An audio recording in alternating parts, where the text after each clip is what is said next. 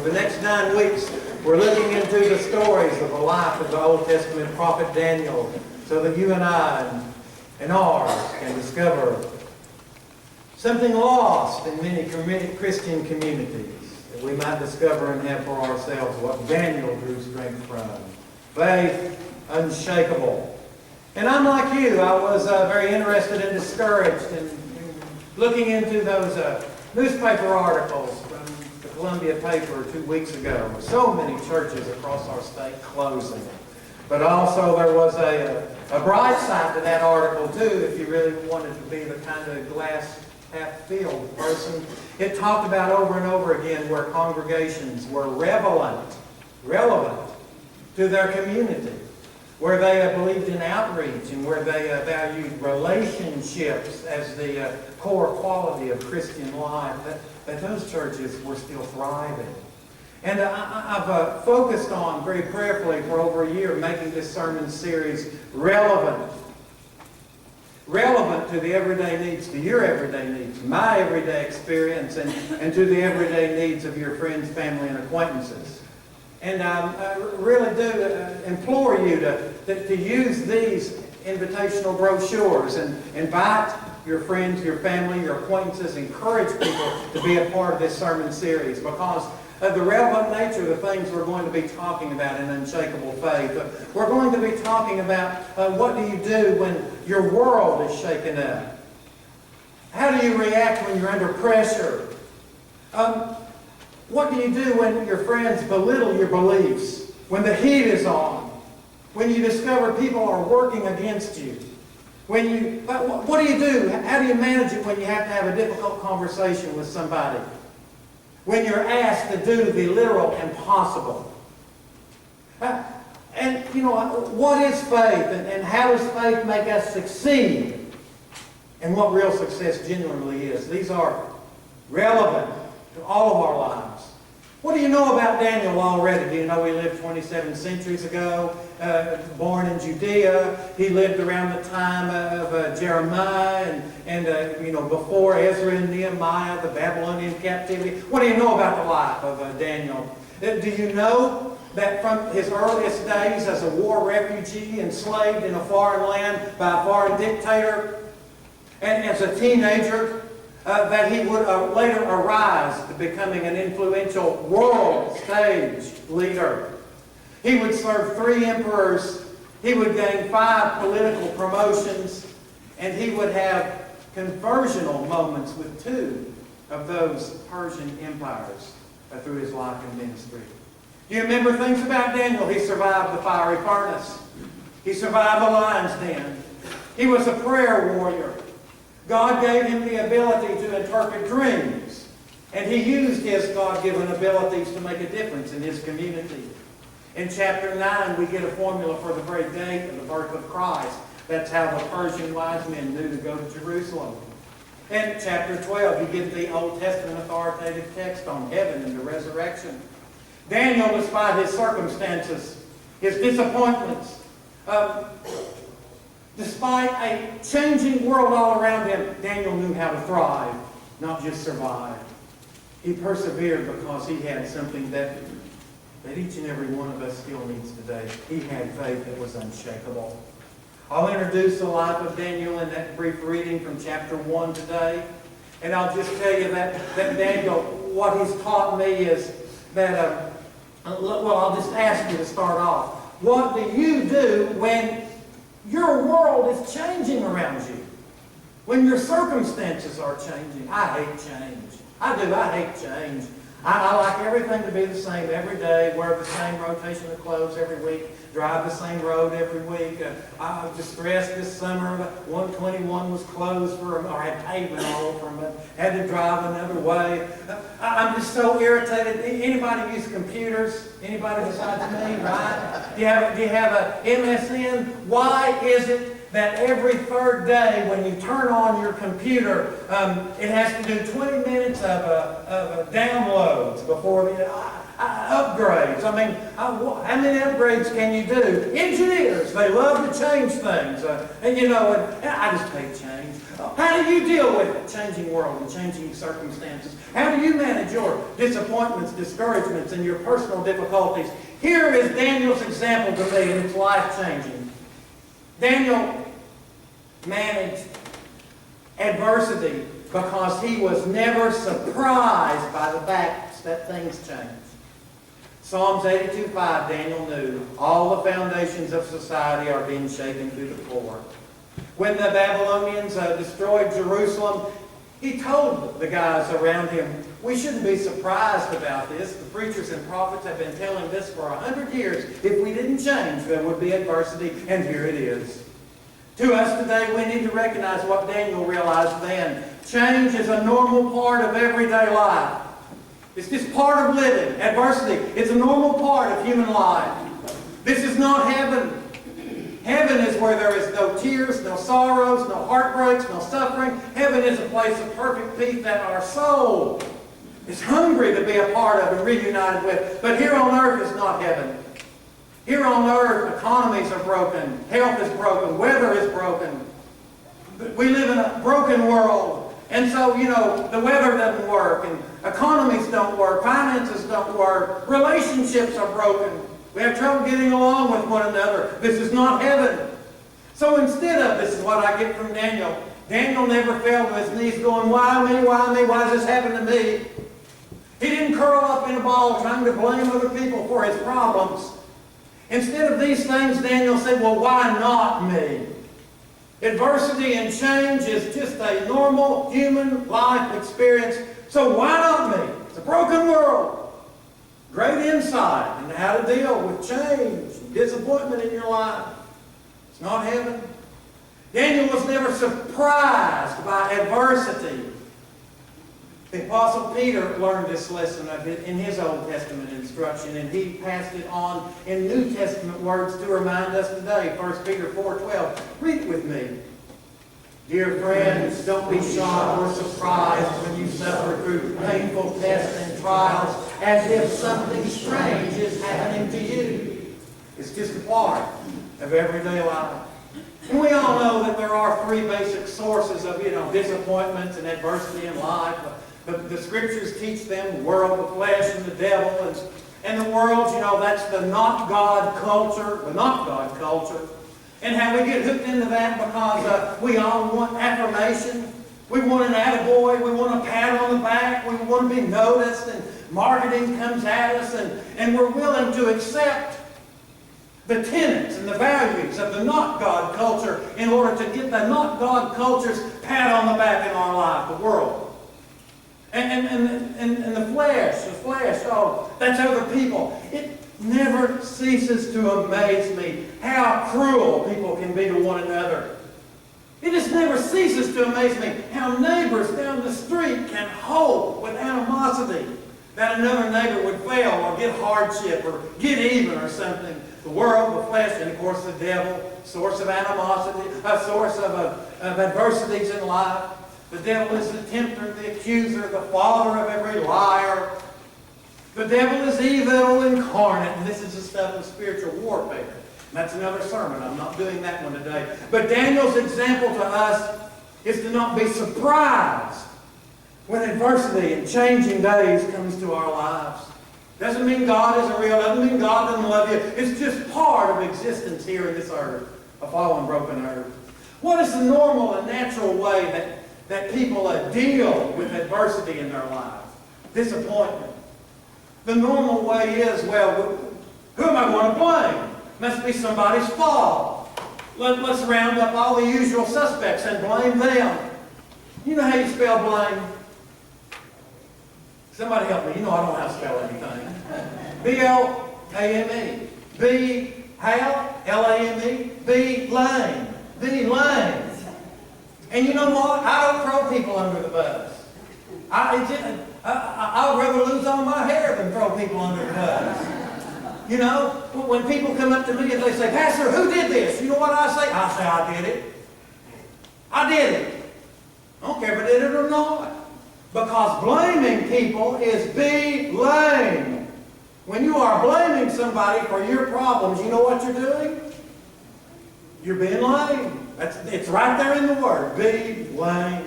Daniel didn't do that. Daniel, when his problems and adversities came, well, he had unshakable faith. Didn't get sucked into this stuff. And let me tell you something. He looked for ways that God might use his adversity for good. You get your outlines out now. We're going to move really quick through this. I'm going to outline for you the 5 foundational principles of faith that is unshakable. You've got to have that outline because it's going to really move quick. We've got a congregational meeting. Daniel looked for ways that he might use, that God might use adversity in his life for good. I tell you, if we do that, then we don't blame other people and act lame. And we don't get discouraged.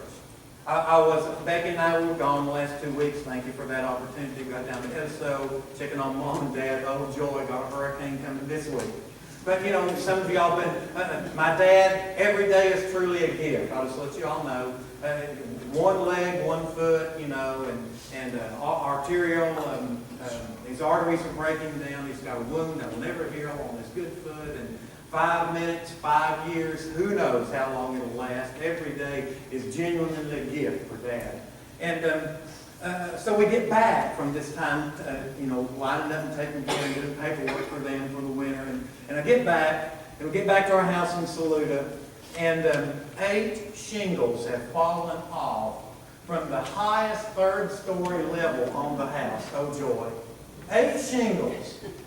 I mean, 8 shingles have fallen off. Isn't that what? Has anybody ever dealt with a 35-foot, 3-story ladder? Anybody?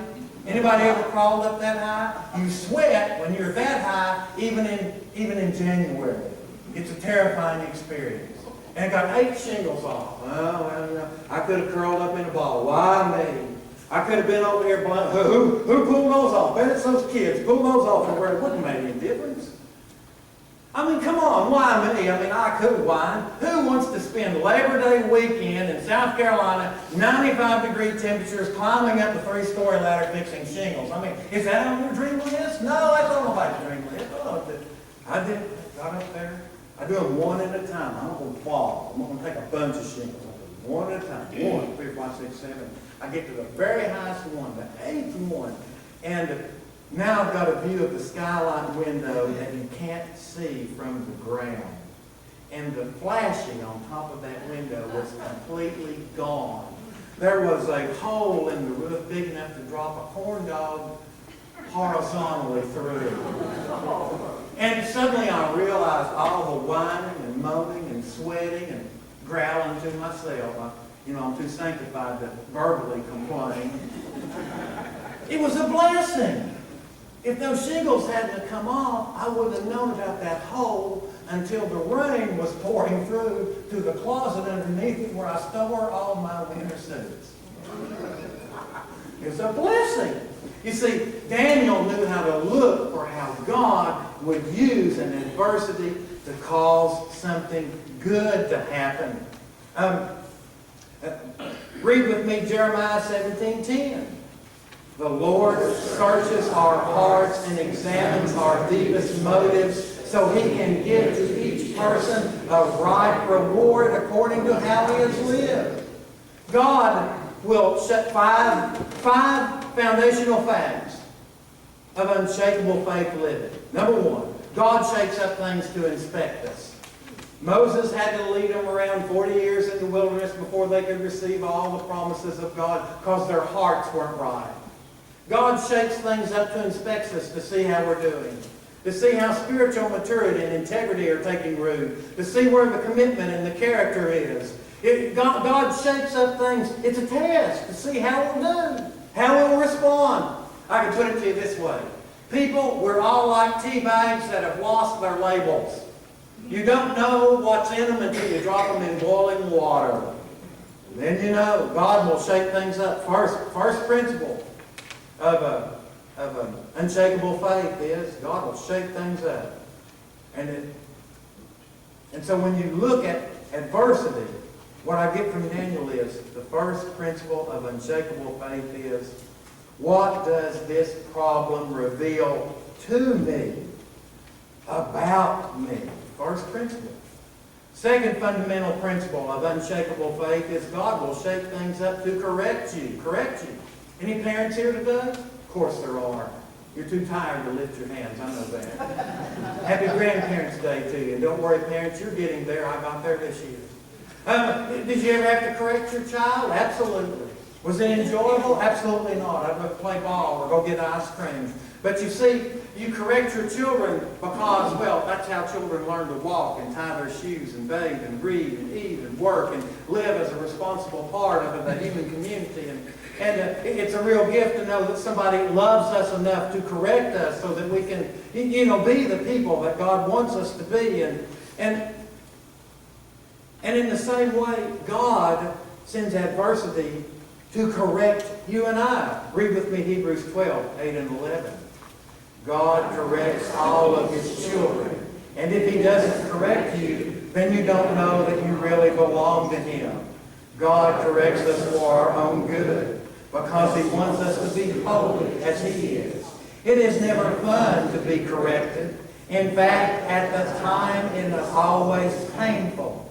But if we learn to obey by being corrected, we will do right and live in peace. Second, unshakable faith, life principle that I get from Daniel's life is when adversity comes your way, look it straight in the eye and ask that adversity, what is this problem trying to teach me? A teachable point.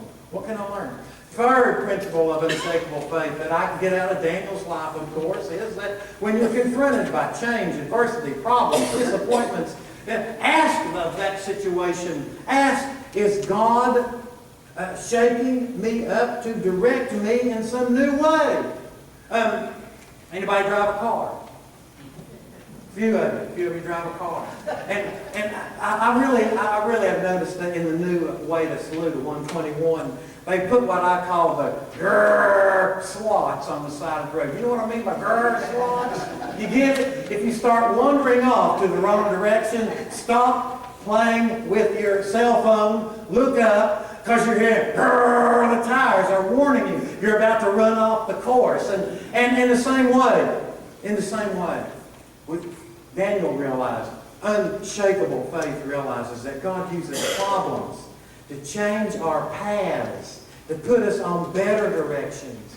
God can use problems like grrr spots to help us to realize the journey that we're going on and the journey that we really want to be a part of, and God's journey and God's destination. Read with me Proverbs 19:6. A person may plan his own journey, but the Lord directs his steps. And Proverbs 20:30. Sometimes it takes a painful experience to make us change our ways. Third foundational principle of unshakable faith living is, when faced with adversity, ask of that circumstance, where is God trying to lead me through this problem? Fourth principle of unshakable faith living, God shakes us up sometimes to protect us. Adversity is often a gift to protect us as much as to direct us or to connect us. Read with me Job 36:16. Job writes, God has led you away from danger, giving you freedom. I'm not going to use any names here. Very real story, real acquaintance. Some years ago, he had worked at a financial firm for 20 years. His employer's asking him to, a weekly staff meeting, everybody leaves, and they say, we need you to sign off on these documents. Well, let me tell you, I'll look at them, I'll get back to you. No, just sign them right now, it's no big deal. And he quickly looked over some of them, and he realized that it was, magical accounting. And he said, this don't look right. He said, I can't sign this. Looks like it could be even illegal. I'm a Christian, and I just can't attest to things that are false. And they fired him without cause. He's just not a team player. Just don't come back tomorrow. Just go clean out your desk. And this guy, he's got a family. No severance. Just got fired. Got bills to pay. Lost his insurance just that day, effective that day. Has children. His world is spinning and changing and crashing in all around him. Why, God? Why? Why would you do this to me? All I tried to do was do right, and now I'm suffering. So it wasn't long before he discovered that the FCC launched an investigation into that financial firm, and everybody but a receptionist, 2 secretaries, and the janitors ended up going to federal prison. God was protecting him in that shake-up. He kind of knew what Joseph was feeling in Genesis 50:20. Read it with me. You intended to harm me, but God intended for good. A fourth fundamental principle. And see, these are things that you can incorporate into your everyday life, and you'll suddenly discover that despite the circumstances, you will have faith that's unshakable.